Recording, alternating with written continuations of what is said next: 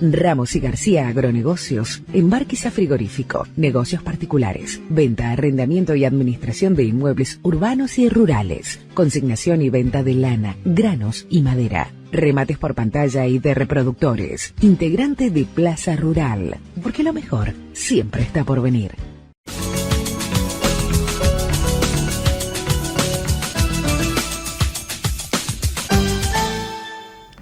¿Qué tal, amigos? El gusto de saludarles en esta nueva edición de Diálogo Rural TV que tenemos el gusto de presentarles en el arranque de este 2026, donde primero que nada les deseamos que estén pasando de la mejor forma posible el inicio de este nuevo año, que con ello se vienen desafíos importantes también para nuestra producción y para nuestra comunicación semanal aquí en Diálogo Rural TV. Es un gusto para nosotros reencontrarnos en esta nueva semana. Y en el marco de este mes de enero vamos a estar compartiendo con ustedes una serie de notas y programas especiales en el marco de un resumen de lo que dejó lo mejor del año 2025. Recopilando material generado durante todo el año, vamos a compartir con ustedes una serie de notas, entrevistas, informes y reportajes que hemos venido preparando durante el año y que nos detenemos ahora a repasar aquí en Diálogo Rural TV. Amigos, comenzamos el desarrollo de la información en esta edición de Diálogo Rural TV, poniendo foco en una actividad desarrollada en la planta de BPU aquí en Durazno, que desde hace unos años a esta parte pertenece al consorcio Minerva, el consorcio brasileño Minerva, que tiene también otras plantas frigoríficas aquí en nuestro país. Vamos a hablar de esta jornada desarrollada allí en la planta y donde Marcelo Cabrera, en nombre de la empresa, estuvo dándonos detalles de la actividad que se brindó, el diálogo directo con los productores y la propuesta de poner arriba de la mesa los aspectos relacionados al bienestar animal y a la ética de la cadena cárnica. Realmente muy satisfechos por lo que es esta jornada en Durazno, muy buena concurrencia, la concurrencia fue muy buena y después la charla, la gente estuvo muy enganchada con lo que fue toda la charla, no volaba una mosca. Entonces estuvo realmente muy buena. El tema era un tema interesante. Hay que trabajar en ese tema, lo que es el bienestar animal y los impactos que el manejo tiene después en lo que es el procesamiento y en la industria frigorífica, es algo que tiene mucha importancia. Entonces el productor lo está teniendo en cuenta, cada vez lo viene viendo con más atención y bueno, y ha hecho que la gente haya querido venir a acompañarnos en esta actividad. Es un tema en el cual pierde el productor y pierde la industria, pierde toda la cadena. Es un tema que sí, pierden todo seguro, pierden todo, porque el productor pierde, la industria pierde, el país pierde, INIA y INAC con estas auditorías lo tienen muy bien medido, no es un tema subjetivo, ellos vienen haciendo las auditorías cada tantos años, tienen mucha información de cómo ha venido evolucionando, entonces hay números para poder mirarlo. Y por otro lado, los clientes que compran carne cada vez están mirando este tipo de cosas. Nosotros tenemos que ser conscientes que vendemos carne, pero estamos trabajando con un animal y los clientes se preocupan por eso. Cada vez van más al campo, cada vez miran cómo son las condiciones que se cría el ganado, que se maneja el ganado. Y bueno, esto es algo que tenemos que tenerlo todos muy presentes, más en un Uruguay ganadero, ¿verdad? Y además el tema, hoy se hablaba entre otras cosas de los abscesos, ¿no? Y los abscesos que muchas veces no se detectan. Y bueno, que llegue un producto final a un cliente final con un problema de esos, es un hecho que bueno, genera mucha repercusión, ¿no? No, seguro. Se intenta sacar todo y se saca todo, pero sí, esos riesgos están presentes, entonces es importantísimo todo el tema. Y son cosas de manejo, son cosas que las podemos prevenir, que nos afectan, pero las podemos prevenir. Entonces es un poco tener protocolos, tener rutinas, tener la información. Hay mucho que es capaz la falta de información. Mirá que el productor cuando tiene información también hace las cosas para mejorar, lo hemos visto, los cambios que ha tenido la ganadería hoy, carcasas más pesadas, animales más jóvenes, los productores van evolucionando, ¿verdad? Y bueno, lo que hay que es de nuestra parte brindar información, dar herramientas, dar conocimiento para que el productor pueda entender cómo es el impacto de lo que hace y corregirlos todos juntos. En ese proceso hay una parte que es exclusiva del productor, otra que es responsabilidad del transporte y otra que es en la propia industria. ¿Qué cosas se han hecho desde la industria frigorífica para revertir esta situación? Se ha hecho mucho. La industria trabaja mucho adentro de la industria trabaja, nosotros trabajamos muchísimo con los camioneros, con lo que son las capacitaciones de camioneros, trabajamos mucho desde la carga del animal, desde el manejo de los animales en el embarcadero, desde el transporte hasta el manejo en planta y cómo llega el animal. Y también trabajamos mucho en lo que son mediciones dentro de planta y cuando identificás que hay alguna tropa con algún problema, van los técnicos de campo a conversar con el productor y ver cómo podés trabajar en eso. Entonces, cuando vos faenás el animal es cuando vos tenés toda la información. La carcasa no te miente, lo que pasó se ve en la carcasa y se puede leer perfectamente en la carcasa. Entonces, eso te permite después ir a hablar con el productor para corregir juntos dónde pueden estar los problemas.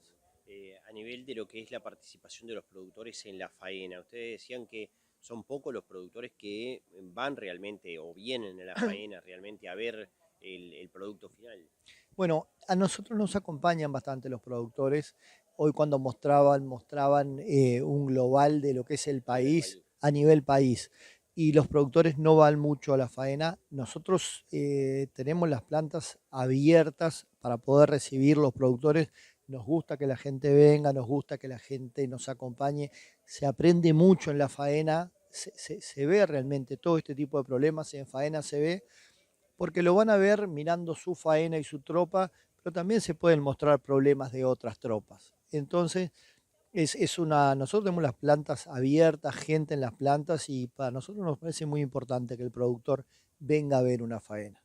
¿Cómo viene funcionando la planta Durazno? Viene funcionando bien, en este momento con licencia, pero viene funcionando bien. ¿Hay capacidad para seguir creciendo en Durazno? Sí, seguro, hay mucha capacidad para seguir creciendo con productores, trabajando con más productores. Todo este tipo de actividades son actividades en busca de más relacionamiento con los productores, más trabajo en conjunto, más crecimiento y más ganado. Y hablando de bienestar animal, de la ética de la cadena cárnica, de las pérdidas que tiene el país y los productores en particular y el país en general, sumado también y en ese conglomerado también la industria frigorífica entre medio, tiene el país por pérdidas de machucones, de abscesos, de maltrato en los animales o de no hacer bien los deberes en cuanto a la inoculación, a las vacunas y demás en los distintos predios ganaderos, que después tienen repercusiones, o los machucones que se generan en el viaje, en los tubos, en los embarcaderos y demás. Con Marcia del Campo, del Instituto Nacional de Investigación Agropecuaria, estuvimos hablando de este tema. Nosotros lo que presentamos, lo que venimos a compartir hoy con, bueno, productores, técnicos, había una diversidad, digamos, en el público, pero nosotros, son los resultados de un trabajo de investigación muy importante que venimos haciendo en los últimos 5 años, que tiene dos grandes patas, o dos grandes subproyectos, digamos. El primero es la auditoría de calidad de carne que hacemos con INAC cada 5 años, que lo que hacemos es ir a las plantas frigoríficas de exportación. Y allí hacemos como una foto, digamos, de qué tipo de animales están faenando, las características de esos animales. Después también relevamos una cantidad de variables en faena, después en cámara, también en cuarteo, en desosado o en cuarteo, en faena y en cuarteo.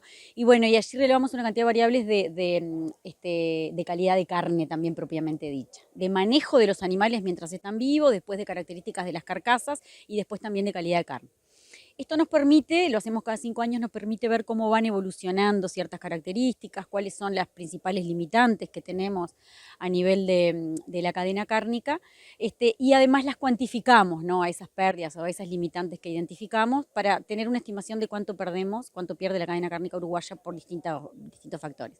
Y bueno, la primera gran conclusión que compartimos hoy es que desde la primera auditoría, que fue en el 2002, esta es la cuarta, trabajo de investigación, casi el 100% de las pérdidas están asociadas a manejo, ¿no? A cosas que nosotros hacemos, a todo lo que tiene que ver con bienestar animal. A nivel de establecimiento, también puede ser en lo que es el transporte y prefaena.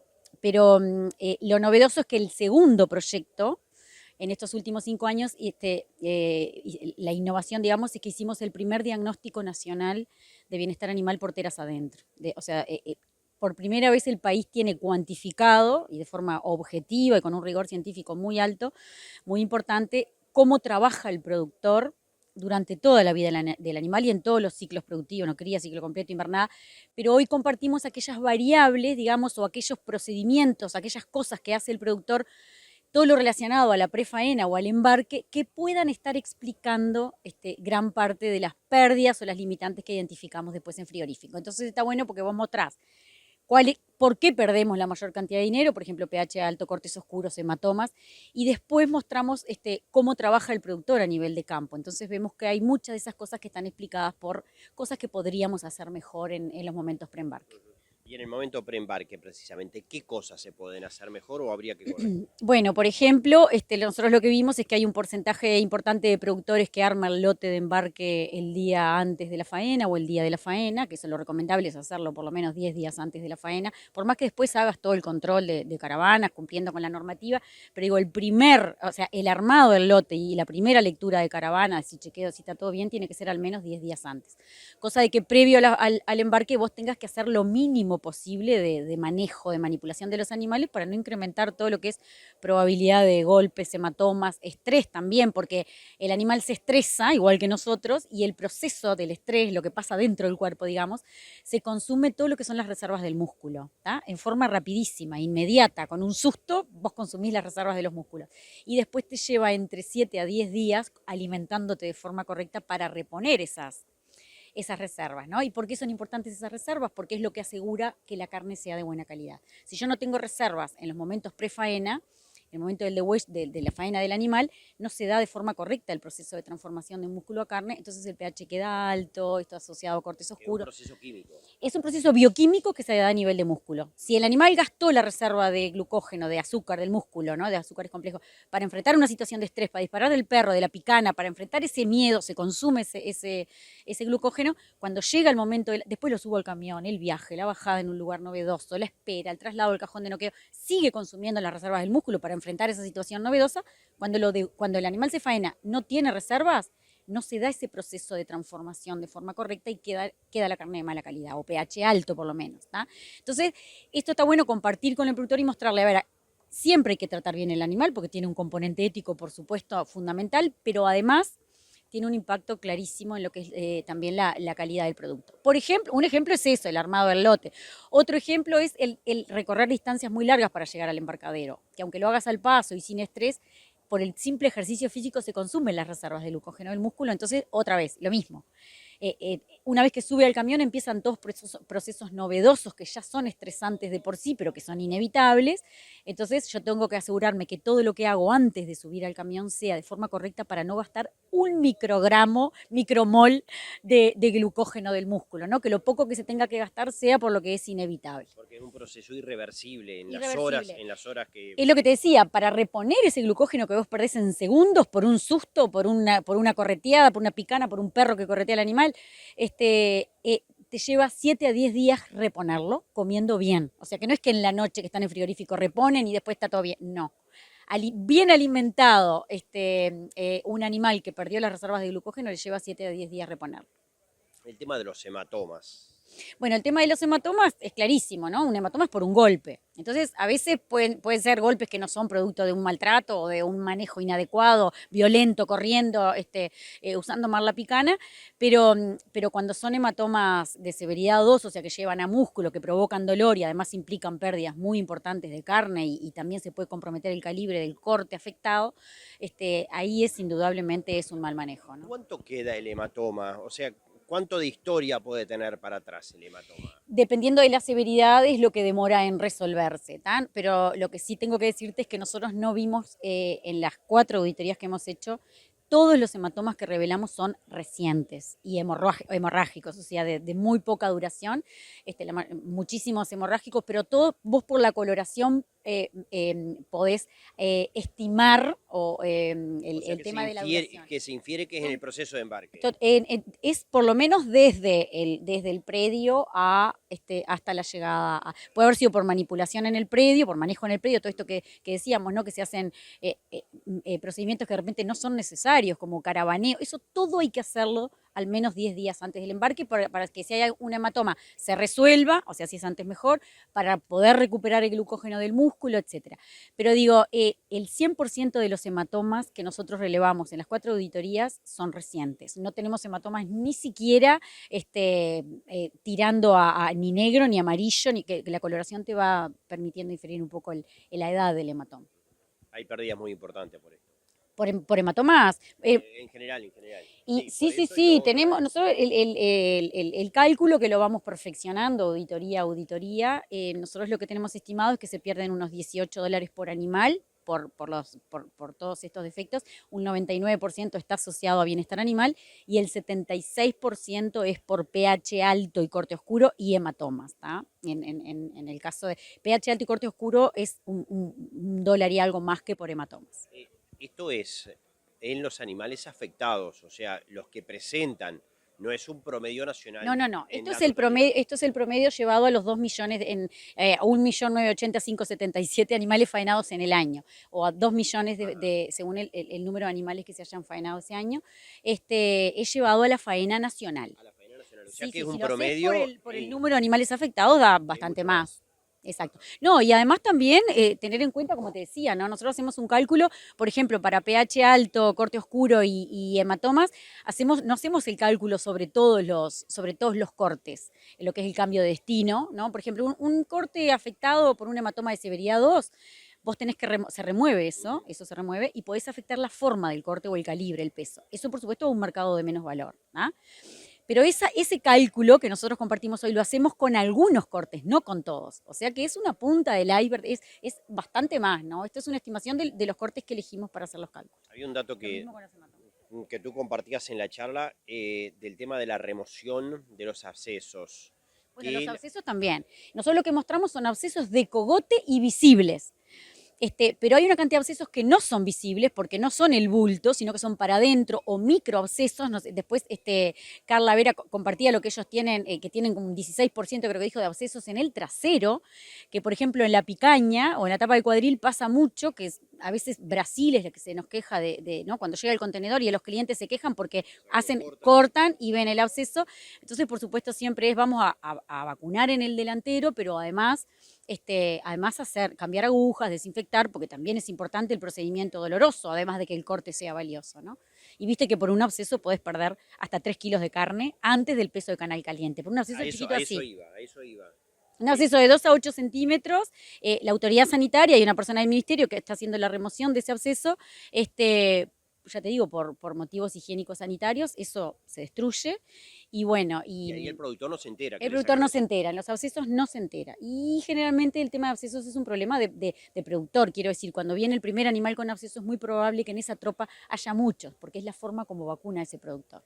¿Y a qué la forma vamos a decir, a qué se puede adjudicar en la forma que se producen los abscesos? Mirá, es un tema de cambio y desinfección de agujas, y también lo que nosotros vemos es que la incidencia de abscesos es casi el doble en la época de vacunación de aftosa que en la otra. Entonces, bueno, también se está trabajando en el tema de los vehículos, digamos, de cómo está compuesta la vacuna de la aftosa. Es una vacuna muy espesa.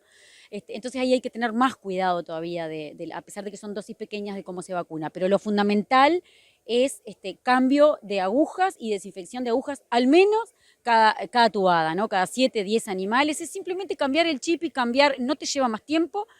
Lo digo por experiencia propia, es cambiar, tener un tarrito con desinfectante y cambiar cada... ¿Y es más proclive la intramuscular al acceso o la subcutánea? Pasa con las dos. Pasa con las dos. Pasa con las dos. De hecho, bueno, ahora la de aftosa, viste que es intramuscular, muchas veces y se trató de cambiar y se pasó a subcutánea, pero digo, pasa con las dos.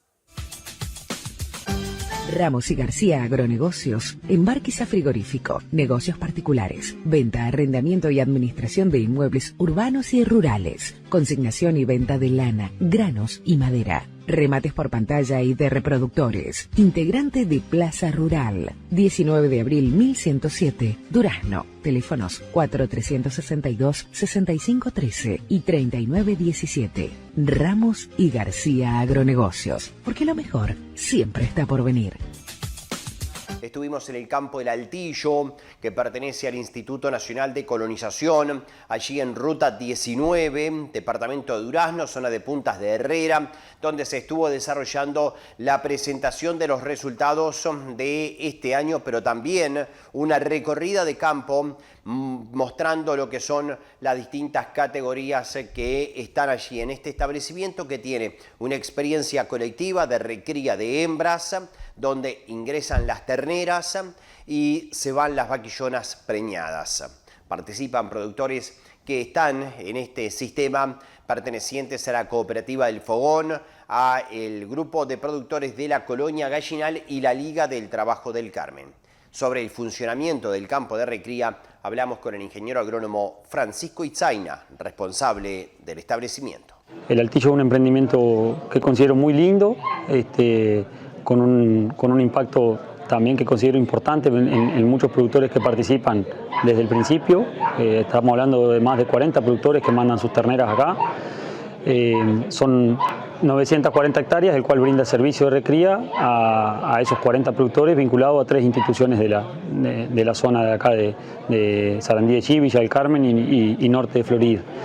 El Altillo recibe las terneras con 6-7 meses en otoño y las devuelve preñadas a los 2 años. En ese mismo momento previo al invierno. Así funciona desde que se ideó el campo. Obviamente al principio hubo que hacer otras actividades para cumplir con las obligaciones, pero ya llevamos casi 10 años de que está funcionando exclusivamente como campo de recría. ¿Las terneras entran en otoño cuándo? Ahí fin de abril, la segunda quincena de abril es cuando hacemos el recambio. Ya previamente hicimos el diagnóstico de preñez de la generación que se va a entregar y ahí los productores se llevan esa vaquillona preñada y reciben en el mismo momento, el mismo camión que trae las terneras muchas veces retira la vaquillona preñada en simultáneo. ¿Qué características tienen que tener esas terneras? En el predio de origen las terneras son sometidas a una certificación veterinaria, un técnico veterinario contratado para esa función, totalmente tercerizado, el cual tiene un reglamento. La ternera tiene que estar destetada, tiene que estar trazada, tiene que pesar más de 140 kilos en el momento de la certificación y en ese momento se le pone un distintivo, una caravana que identifica que va a ir al Altillo y que pertenece a esa generación. Por ejemplo, las terneras que entraron este año tienen un botón celeste en la oreja y sabemos que en el campo las con botón celeste son las ingresadas en otoño 2025. Se hace un plan sanitario ahí ya desde que va el veterinario a la casa y ya queda con la lectura para poder hacer todos los movimientos de trazabilidad, que es muchas veces un mes o 40 días después cuando realmente se efectiviza el intercambio, ¿no? El ingreso de las terneras. No hay peso máximo, sí hay peso mínimo y lo otro que se tiene en cuenta es que sean terneras de 6 o 7 meses, que no sean vaquillonas más grandes que por ahí de desarrollo quedaron más chicas y darían los kilos, pero son animales más grandes, por ejemplo partos de otoño y eso, la idea es que no entren. Y bueno, y después cuando llegan al predio, ¿qué es lo que pasa con ellos? Y bueno, cuando ingresan al predio se clasifican en 2 o 3 lotes, depende un poco de la comida que tenemos pronta para recibirlo. Los últimos años que hemos hecho una apuesta fuerte en la siembra de pasturas y de tener las pasturas prontas para cuando las terneras ingresan ahí los primeros días de mayo. Hemos clasificado en 2 lotes, por encima del promedio y por debajo del promedio en kilo. Y bueno, las que están por debajo del promedio se priorizan en la alimentación. Subimos un poco las expectativas de desempeño durante el invierno, y las terneras que están más grandes, bueno, admitimos una ganancia más moderada de peso, pero la idea es nivelar, o sea que a 5 o 6 meses post ingreso esté lo más pareja posible la generación, y eso nos da tranquilidad para seguir trabajando para adelante. Tú decías que ahí se genera una diferencia económica en cuanto al costo para tratar de compensar una cosa con la otra. Sí, lo que pasaba era que terneras que eran muy chiquitas implicaban mucho más recursos, forrajeros, atención, alimentación, sanidad.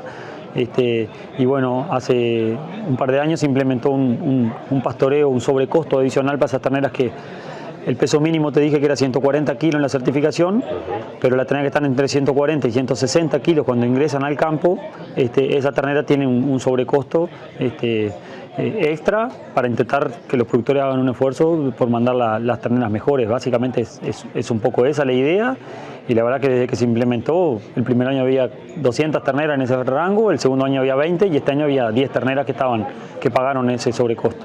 Y eso les permite a ustedes nivelar también. Y te facilita mucho, no te hace tan exigente el sistema porque claro, te entra una ternera con 130, 140 kilos, si entran muchas terneras, hay que dedicarle mucho cuidado porque estamos en mayo, el invierno está cerquita, y bueno, y para no perjudicar el desempeño para adelante hay que tenerle mucha atención. Pero además indirectamente es para que el productor en sí vaya eligiendo mejor su ternera, eleve la mira. Se había hablado de aumentar el peso mínimo de ingreso, que no sea 140 kilos, que sea más arriba. Al final resolvimos que siga siendo 140, porque puede haber un caso puntual. Esta medida que se tomó fue pensando en que en general era un 10% de las terneras de cada productor que estaba en ese rango, o sea que no le implicaba tanto más costo adicional, pero elevábamos indirectamente, lográbamos el objetivo de que se eleve la mira en esa ternera, ¿no? ¿Los productores tienen tope de terneras a traer?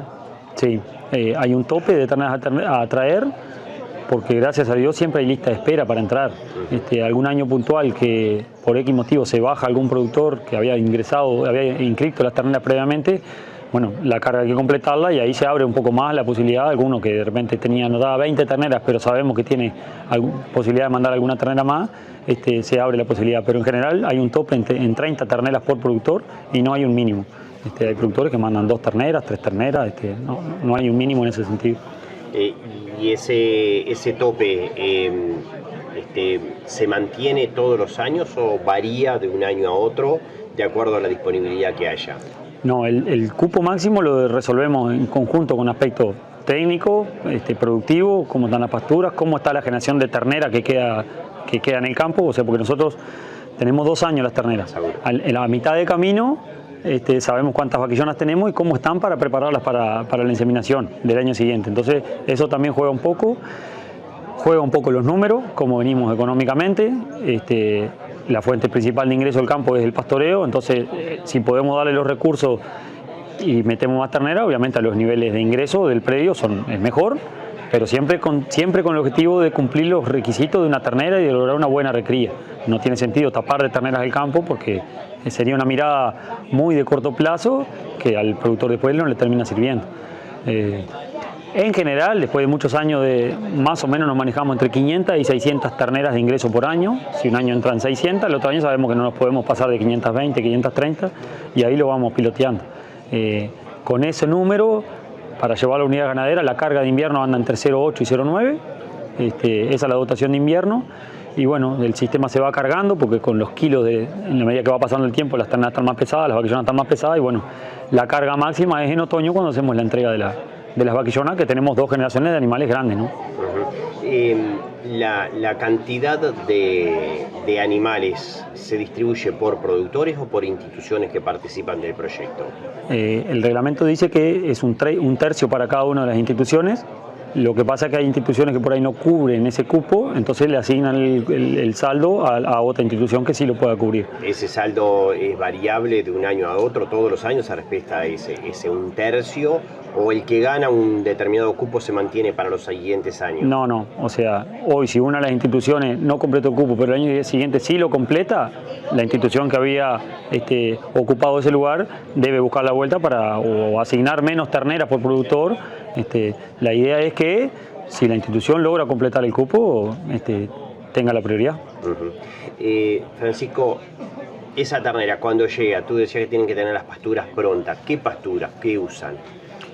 ¿A dónde van, vamos a decir? Sí, el Altillo fue un campo complejo en ese sentido porque tenía mucha área roturada previo a ser campo de cría o incluso previo a ser del Instituto de Colonización, porque funcionaba un corral de engorde acá del dueño anterior. Y hemos ido transitando un camino de cumplir los objetivos, de tener buena pastura, pero que sea lo más económico posible. Hemos probado con pasturas perennes y la verdad que no tenemos una rotación agrícola, no tenemos cultivo de verano y se nos ha complicado implantar pasturas perennes que duren 4 o 5 años. Entonces la base, achicamos el área de pasturas intensivas a un 16-17% y hay un componente fuerte de raigras, de verdeos anuales. Le hemos incorporado algo de leguminosa para un segundo año que sea más barata esa pastura de hacer. Pero son 160 hectáreas que estamos trabajando todos los años, se siembran entre 80 y 100 y bueno, y el resto le buscamos la vuelta de hacerla productiva de la forma más barata posible. ¿Cómo se encara la etapa reproductiva de esa ternera? O sea, ya ha pasado el año, pasado a vaquillona, ¿cómo se implementa el trabajo? ¿Cuáles son las distintas etapas? Bien, primero que nada, lo más importante es cumplir con el objetivo del campo, que es preñar al animal, pero además es un objetivo que tenemos muy firme también de preñarlo temprano, que esa vaquillona se vaya preñada temprano, porque creemos que ahí es donde está el impacto en la casa de los productores después. Y ahí, bueno, se hace una inseminación a tiempo fijo, en general la primera semana de noviembre. Hacemos un diagnóstico de actividad ovárica a todas las vaquillonas y las que están prontas para sincronizar, que estén en un anestro superficial o ciclando, entran en la inseminación, y las que están en un anestro profundo, que en general son muy poquitas, esas ya quedan con toro, o sea, no entran en la inseminación, pero sí van a servicio igual. El 100% de las vaquillonas entran en servicio. Después, pero nosotros no refugamos ninguna. Y se hace una inseminación a tiempo fijo, se hace un repaso levantando celo también y también inseminando durante noviembre. Entonces de esa manera andamos entre un 70, 75, 80% de las preñeces el primer mes de servicio y de inseminación. Y bueno, la segunda inseminación es a cielo visto. A cielo visto, durante una semana consideramos que las vaquillonas vienen sincronizadas del tiempo fijo, entonces se levanta celo una semana. Sí, hay días que se inseminan 30, 40 vaquillonas, ¿no? Entonces, para hacer un uso más racional de los toros que tenemos, que son pocos, son 4 o 5 toros que tenemos, ese segundo celo post IATF se hace levantando celo también. Viene un inseminador acá, se rodean las vaquillonas de mañana y de tarde y se inseminan, ¿no? Como una inseminación tradicional. Y después, recién de esa etapa, entran los toros a hacer un tercer repaso, vamos a decir. ¿Y cuál es la ventaja de esa inseminación a cielo visto frente a una monta natural? Y bueno, eso, que como tenemos las vaquillonas, de los toros. Como tenemos muchas vaquillonas sincronizadas, en esa semana tenés mucho pico de celo y nos es muy exigente para los toros. Entonces, de esa manera cuidamos más los toros y además cosechamos más preñez de inseminación también, que a los productores les interesa. Que tienen un mayor nivel genético. Sí, exacto. ¿Cuántos terminan preñando al final? ¿Cuáles son los últimos números? Mira, el año pasado fue el año más bajo de una serie de años, anduvimos en el 86% de preñez, por diversos motivos, o en realidad no llegamos a una conclusión cuál fue el motivo final de por qué, porque las vaquillonas estaban muy buenas, tuvimos menos preñez de lo esperado en el tiempo fijo, y después el repaso con los toros fue medio, no logramos repechar ese resultado magro de la inseminación. Pero yo siempre digo que estas cosas hay que mirarlas en el largo plazo y promedios, no podés sacar conclusiones con un resultado de un solo año.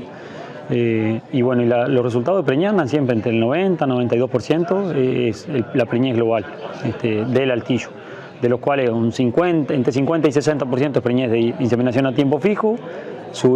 Tenemos 20% más de preñeces en ese repaso a cielo visto que hacemos, y bueno, después queda un 20% de preñeces de toro al final. ¿Con cuántos kilos? Tú hablabas hoy que no había que hablar de kilos, pero para tratar de transmitir el concepto, ¿con cuántos kilos entran a la inseminación las vaquillonas? Sí, el comentario que hacíamos hoy es que consideramos mucho más importante la actividad ovárica, cómo está esa vaquillona a nivel de ovario, que los kilos que tenga.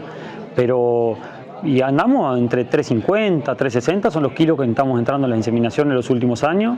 Las vaquillonas se entregan preñadas con más de 400 kilos o en ese entorno. Y las vaquillonas falladas, que se embarcan generalmente gordas desde acá, mismo en otoño, también pesan entre 380 y 400 kilos en planta. O sea que estamos logrando. ¿Terminan sobrando kilos? No, bueno, hoy una de las charlas que decía Graciela, la importancia de ese animal que esté bien desarrollado para adelante, lo devuelve en la vida productiva de esa vaca después de ese vientre, lo termina devolviendo. Sí, es un concepto que hay momentos que uno dice no están sobradas las terneras, pero no, la política nuestra es que preferimos que estén así, porque nos da mucho más seguridad para adelante si se nos plantea una situación climática compleja. Bueno, estamos cobrando un servicio, tratamos de que esa ternera esté lo mejor posible. De hecho, hay algunos productores que me han insinuado ya de por qué no inseminarlas a los 15 meses. Y bueno, creo que va a ser el próximo paso, no muy lejos de abrir esa posibilidad a algunos productores que lo quieran hacer.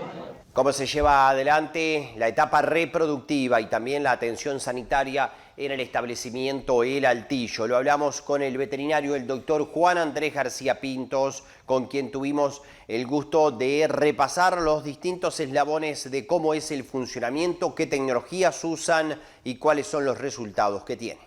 Una jornada espectacular, Álvaro. El clima nos recontra acompañó, una primavera muy buena. Y yo creo que estas instancias siempre suman muchísimo porque es un caso de éxito de un campo que trabaja, que hace recría de ganado de carne, entrega un ganado muy prolijo y se hacen todos los pasos que la investigación y que a nivel de campo lo hacemos a diario, que es una buena recría en el primer año, entregar los ganados en fecha de parición temprana. Entonces el ganado sale ordenado para mucho pequeño productor que pasa a ser una categoría muy compleja manejarla hasta que ella no empieza a aportar terneros. Si bien va a aportar y nos va a acompañar durante un periodo muy largo y la entendemos como tal de las categorías más importantes y sensibles, pero entiendo también que para muchos productores pasa a ser una categoría compleja porque no está dentro de las prioridades, ¿no? Entonces esta jornada yo creo que el marco público que acompañó lo muestra por sí solo la cantidad de gente que vino a acompañar porque sabe el éxito y lo bien manejado que están los ganados acá en El Altillo, ¿no? El índice reproductivo ¿es el ideal el que se obtiene acá? Sí, yo creo que sí, que es el ideal, están muy contentos, satisfechos de todo punto de vista, porque no podemos perder de vista que se preña un 90% de preñez final. Los resultados de las inseminaciones siempre son bien sólidos y contundentes y están siempre dentro de los promedios. Cuando ha habido algún detalle siempre se le ha encontrado. Y después lo más importante que no es un ganado que es criado en la estancia, que ya se conoce el origen. Lo que no podemos perder de vista es que vienen muchos ganados de diferentes orígenes, con diferentes requerimientos, muchas cosas, y acá hay que emparejarlo para después construirlo para adelante, ¿no? Entonces me parece que más que satisfecho lo que son los resultados. ¿Cuánto se preña en la inseminación? Acá estamos en el eje del 50%, 50 y algo por ciento, entre 50 y 60. Y como técnica la inseminación, ¿es a lo que debe llegar o hay que mejorar esos números? Yo creo que hay que manejar el promedio y a veces sí andás mejor arriba, hay otro año no. Pero yo creo que ya superando los 50 y algo por ciento, ya, para mí ya está más que paga, satisfecho y estás preñando el 50% de tu ganado el día 0 del inicio de la etapa reproductiva, ¿no? Entonces, ¿Y de qué depende eso? Son muchos factores a tener en cuenta. O sea, el ganado tiene que llegar bien, ganando peso, bien recriado, sin deficiencia, de un punto de vista sanitario completo, cubierto de todo punto de vista de vacunas, que los protocolos sean los indicados, una buena calidad de semen, un buen inseminador, un montón de cosas que se tienen que tener en cuenta, que cuando uno insemina, el éxito no es solamente llegar a la meta, llegar al 50, 60, sino que una escalera de cantidad de cosas que uno tiene que hacer para llegar a ese resultado. Y eso son consecuencias. Y como consecuencia de la inseminación también se facilita la preñez con la monta natural en el repaso. No necesariamente, o sea, sí hay mucha vaquillona quizás que la mueve, que hay un animal que entra en esto superficial y se logra preñar. Todas estas vaquillonas se le hace actividad ovárica al inicio del protocolo y después por los registros que terminamos siempre sacando, siempre terminamos preñando vaquillonas en esto superficial. Pero lo importante es cuántas vaquillonas logramos preñar en los primeros 20 días de servicio, o sea, de la IATF más al repaso a cielo visto. Y estas vaquillonas que a simple vista uno las ve en muy buen estado y como han comentado siempre llegan bien. ¿Llegan vaquillonas igual con un anestro profundo o no existe anestro profundo con estos estados? Es mínimo el porcentaje. Por suerte, la verdad que el año pasado... ¿Y por qué se puede dar eso? Y bueno, estamos hablando a veces un 2% en un rodeo de 550 vacas, ¿no? El año pasado fueron 10 vaquillonas que se fueron a anestro profundo. Diferentes causas y son causas individuales y no tanto poblacionales, ¿no? Y a veces no hay una explicación. No, no se llega a la explicación cuando tenés un porcentaje más alto y te preocupa el número, bueno, sí, ahí capaz que analizar y ya sufrieron, tuvieron alguna carencia, pero este justo no es el caso, o sea, llegan muy bien. Hablabas de algunas generalidades que tienen que ver con la sanidad. ¿Cuáles son los puntos que no se pueden saltear bajo ninguna circunstancia? Los puntos que no se pueden saltear bajo ninguna es tener buenos registros, tener una buena planificación, diseñar un plan sanitario de acuerdo con un veterinario, o sea, decir, bueno, este es mi predio, mi objetivo es este, yo tengo estas fechas fijas, que ya sea inseminación, la colocación de toro, el destete, lo que sea, ahí cubrir todos los puntos claves, puntos críticos dentro del plan sanitario, dentro del rodeo, y después yendo más precisamente a lo que es el rodeo, son lo que son las vacunas reproductivas, preservicio, la vacuna de leptospira al tacto, las clostridiosis, hacer una correcta rotación de drogas antihelmínticas, tener buen registro de ella, controlar la eficacia de ella. Yo creo que con parte de esas cosas ya encaminamos bastante lo que es la parte sanitaria de varios rodeos. ¿Se ha complejizado más la sanidad en los rodeos desde el punto de vista reproductivo o hay más información de cómo atacar las diferentes cosas? Es un poco de todo, sí. O sea, no es que se haya hecho más complejo, tenemos más diagnóstico, hay una intensificación de muchos aspectos de la ganadería, ya sea las recrías, ya sea la cría, ya sea en los engordes, entonces han empezado a surgir enfermedades o patologías que quizás antes cuando uno lo maneja más intensivamente no nos damos cuenta o pasan muy desapercibidas o directamente no las tenemos y hoy sí hay y bueno, y hay que atacarlas como tal. Ramos y García Agronegocios, Embarques a Frigorífico, negocios particulares, venta, arrendamiento y administración de inmuebles urbanos y rurales, consignación y venta de lana, granos y madera, remates por pantalla y de reproductores, integrante de Plaza Rural, 19 de abril 1107, Durazno, teléfonos 4362-6513 y 3917. Ramos y García Agronegocios, porque lo mejor siempre está por venir. Para el presidente del Instituto Nacional de Colonización, el ingeniero Alejandro Henry, la experiencia del Altillo es muy válida y es un ejemplo a seguir y replicar en otros campos de colonización a lo largo y ancho del país. La primera impresión es bárbara, fantástica. Nos parece un emprendimiento muy bueno, lo tenemos priorizado dentro del instituto, lo dijimos ahora en el cierre.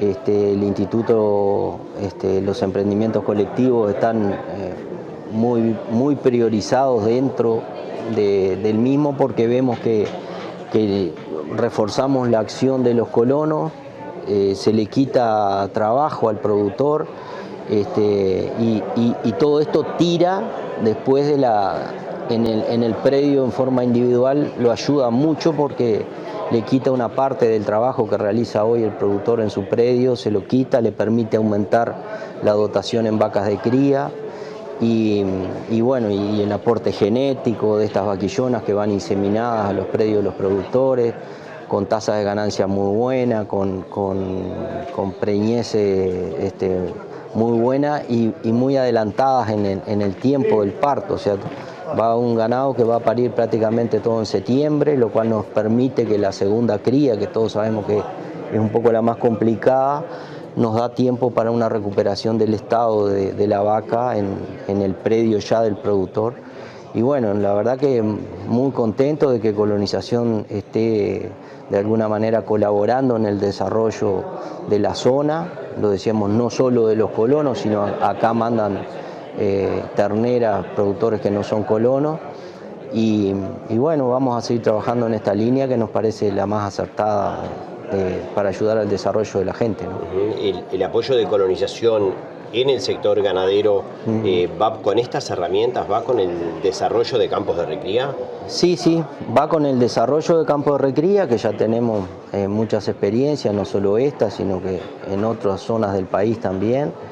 Y bueno, por supuesto está priorizada la lechería por la situación tan particular que estamos viviendo de pérdida de productores familiares, pero vamos a trabajar mucho y muy fuerte. Apoyamos al Procría con 360 productores de Colonización y bueno, y tenemos la idea también dentro de Colonización no cerrar a los 300 estos, sino que si se siguen presentando grupos de productores en el futuro, buscar la forma de financiar la asistencia técnica por algún periodo de tiempo, de forma que también otros productores, viendo el entusiasmo que genera en vecinos y todo, el trabajo de este colectivo que se está diseñando desde el Ministerio, con toda la institucionalidad, porque estamos trabajando todos juntos, lo decíamos, la importancia de trabajar en línea, trabajar el plan agropecuario, la DGDR y otros organismos del Estado, en trabajar en forma conjunta para que más gente se entusiasme con esto y el país en definitiva se vea beneficiado con más terneros, con más litros de leche, con más kilo de lana, con todos los rubros en franco crecimiento, que eso después se refleja en las ciudades, ¿no? Todos los que vivimos más o menos en ciudades pequeñas del interior sabemos el impacto que tiene que haya más producción para que funcionen los frigoríficos, las plantas que reciben leche, las laneras. O sea, tanta empresa que ha tenido tanta dificultad, yo creo que lanzando estos programas en forma potente y contundente nos va a permitir mejorar también la calidad de vida de las ciudades, ¿no? En el caso de Durazno hay otras experiencias también. En la zona de La Paloma hay un campo ahí que tiene la Fomento Local, también hay otro que tiene el Fogón. Allí, en unas experiencias que están comenzando, también hay en el Carmen actividades diferentes que se llevan adelante. Ahora, ¿esta experiencia es la más completa? Bueno, no sé si es la más completa, hay tantas que además se me van a enojar los otros, pero yo creo que hay muchas buenas experiencias, hay otras no tanto, que lo que tenemos que hacer es trabajar para que aumenten su nivel de calidad de producción. Lo que sí estamos convencidos en el modelo, este modelo, como también se repite en otra zona, mañana vamos a ver una experiencia en Durazno que es un poco más joven, pero van en la misma ruta, ¿no? Que lo importante es la ruta. Después las cosas para ir corrigiendo en el camino hay muchas, incluso esta también va a tener elementos de mejora en el futuro, sin duda. Las nuevas tecnologías, en el primer lugar que tienen que aterrizar es en estos modelos, porque estos modelos después sirven de plataforma para que los productores vean las cosas que se hacen acá y las puedan repetir en sus predios también. ¿Hay requerimientos en otras zonas del departamento que no han estado atendidas por este tipo de proyectos? Muchísimo. Usted no se imagina la cantidad de gente que se presenta a los llamados de colonización. Aquí está topeado el nivel de ingreso de terneras, o sea que pienso que si tuviéramos otro campo como este, en cuestión de 1 año o 2 años estaría lleno de terneras también. O sea que la demanda es muchísima de predios asociativos, de productores que quieren trabajar en forma individual la tierra.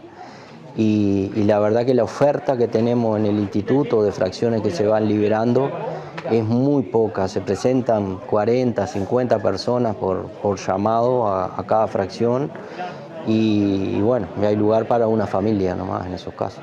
¿Cómo viene el proceso de los campos de Ruta 6 ahí de la zona de Farruco, ahí Cerrizuelo? ¿De María Dolores? Acá en Durazno. Los campos de ahí en Ruta 6, acá en Cerrizuelo, ahí en Farruco. Sí. Y bueno, vienen con un proceso más retrasado, pero creo que venimos bien. O sea, todavía ahora hay un marco de precios que ayuda a todo este tipo de cosas, ¿no? Porque tratar de implementar tecnologías nuevas cuando los precios no acompañan es una cosa, y bueno, en este momento, por suerte, los precios acompañan y es el gran momento para producir más, ¿no? O sea que el camino está marcado y sea la colonia que sea, vamos a trabajar fuerte para que no tenga limitantes productivas, ¿no? Usted hablaba de la priorización en cuanto a la compra de nuevos campos, priorización para la lechería. Ahora, de alguna forma, con la compra de María Dolores hay un impulso importante ahí para la lechería. Sí. ¿Los próximos pasos van a ser ganadería? ¿O depende de eso? No necesariamente. O sea, tampoco tiene por qué ser un área tan grande. Acá lo estamos viendo, es un área de 1000 hectáreas, o sea, es otro tipo de inversión más pequeña, pero que también tiene su impacto en la población rural.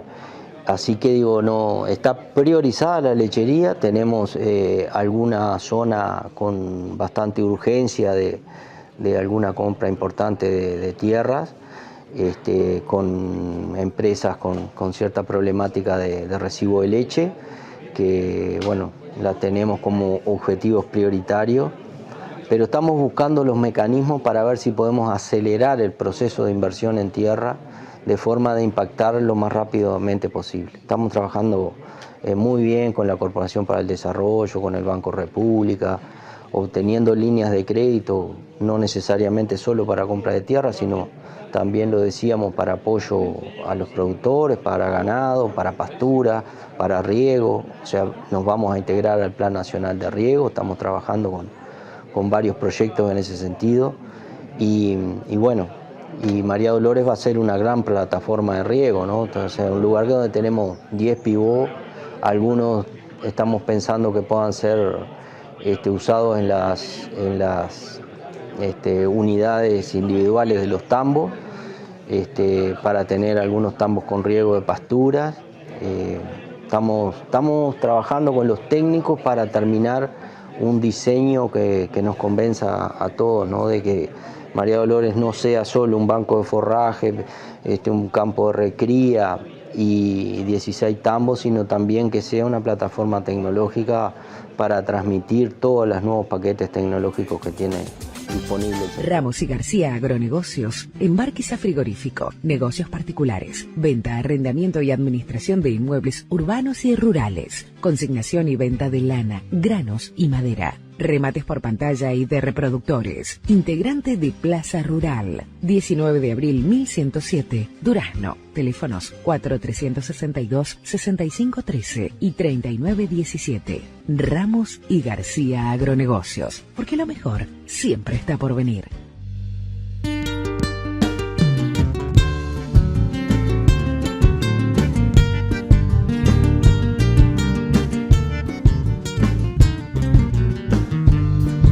Hay gajito de agua clara que baja de la cuchilla, hay tierra de maravillas que en el corazón tenés, un gustito a 33 que el alma me da sencilla.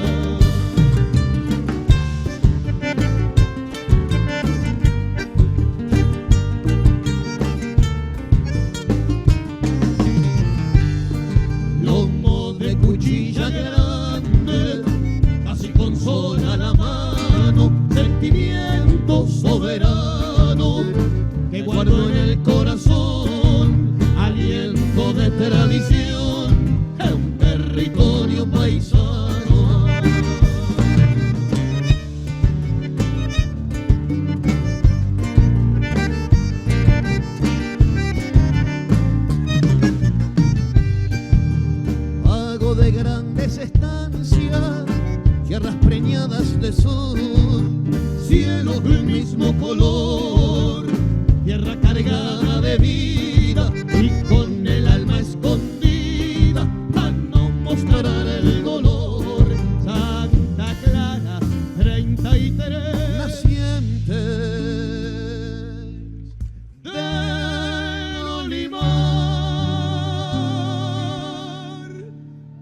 vertiente que me hace andar entre recuerdo y niñez.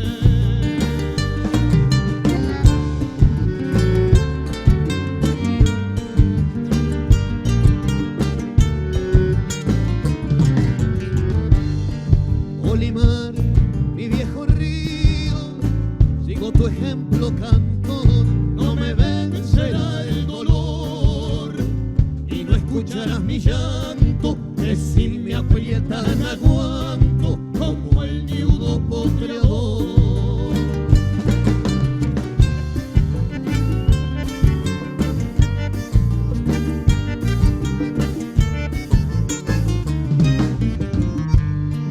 Ya no se ven los troperos que con los ponchos al viento saludan como lamento a la tropa que se amaca, y el hopa hopa las vacas y el lazo atado a los dientes.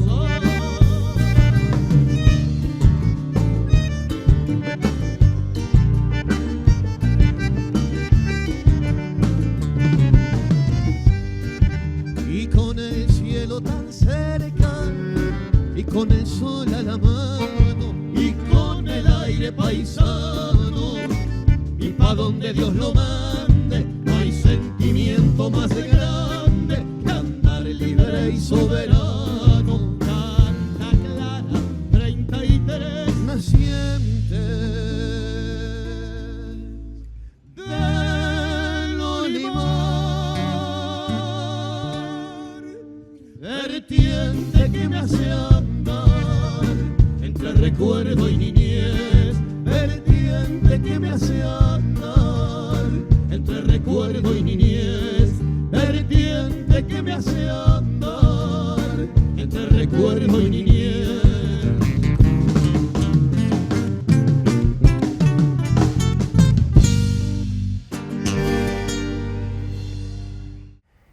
Estimados amigos, muchísimas gracias por la atención dispensada. Le hemos presentado un nuevo compacto, un nuevo programa compartiendo algo de lo más importante que hemos vivido durante el año 2025. Algunos de los contenidos que hemos compartido durante el año, mientras empezamos a trabajar en este 2026 para las nuevas producciones y los nuevos contenidos que vamos a ir compartiendo durante el año.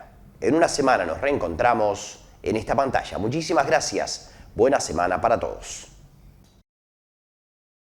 Ramos y García Agronegocios, embarques a frigorífico, negocios particulares, venta, arrendamiento y administración de inmuebles urbanos y rurales, consignación y venta de lana, granos y madera, remates por pantalla y de reproductores, integrante de Plaza Rural, porque lo mejor siempre está por venir.